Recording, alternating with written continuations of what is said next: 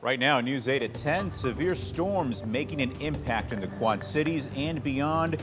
Wind clocked at 90 miles an hour at the airport in Moline. Here's what it looked like blowing by the WQAD studios this morning.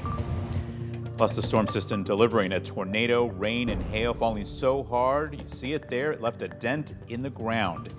And a tornado touched down in Kelowna, causing a building to collapse. News 8 at 10 starts right now. You're watching WQAD News 8 at 10. Good evening and thank you for joining us. I'm John Diaz. We begin tonight with a very active weather day. Powerful thunderstorms producing hail, strong wind, and a tornado.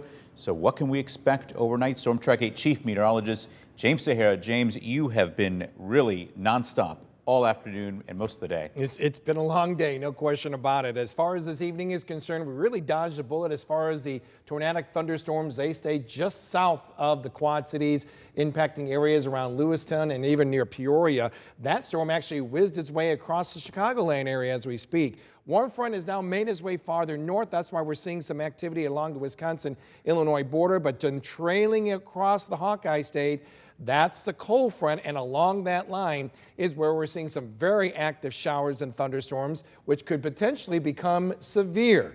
There is a severe thunderstorm watch for east central Iowa, including a few of our counties on the Illinois side. That is until 4 a.m.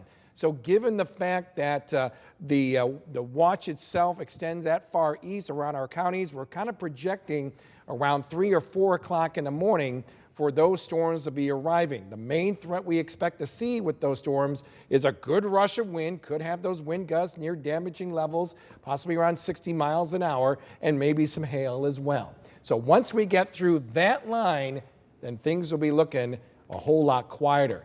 Check out the temperatures. My goodness, once that warm front just raced its way northward this evening, numbers climbed from the 50s at about 5 or 6 o'clock this evening to now we're seeing lower 70s around the Quad Cities and still fairly warm even around Rockford at 70 degrees. Dubuque, though, the cool spot around 58. The warm front just getting ready to pass the Dubuque area. At the airport, we're at 73 degrees.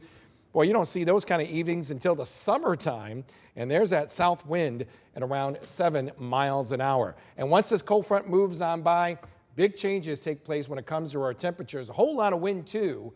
We'll break those numbers down for you coming up in just a few minutes. John? Alrighty, thanks, James. A lot of Quad City homes without power right now. Take a look at this outage map. More than 5,000 in Moline and Rock Island are without service right now. More than 3,000 Ameren customers are without power as well, and a few dozen Alliant and ComEd customers are waiting for service to be restored tonight.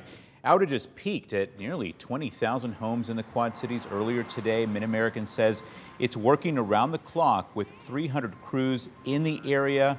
More than 100 power poles were damaged and need to be replaced. Some customers may be without power for more than 48 hours. They really start with those biggest lines that have the biggest number of impacts. So you might not see a truck actually in your neighborhood, but they could be working on the line that delivers energy to your neighborhood. And so they might be a ways away, but still taking action to restore service that will impact you and get your lights back on. So we are sending more crews there. By midnight, MidAmerican says it hopes to have fewer than 5,000 outages and restore power to most customers by tomorrow morning.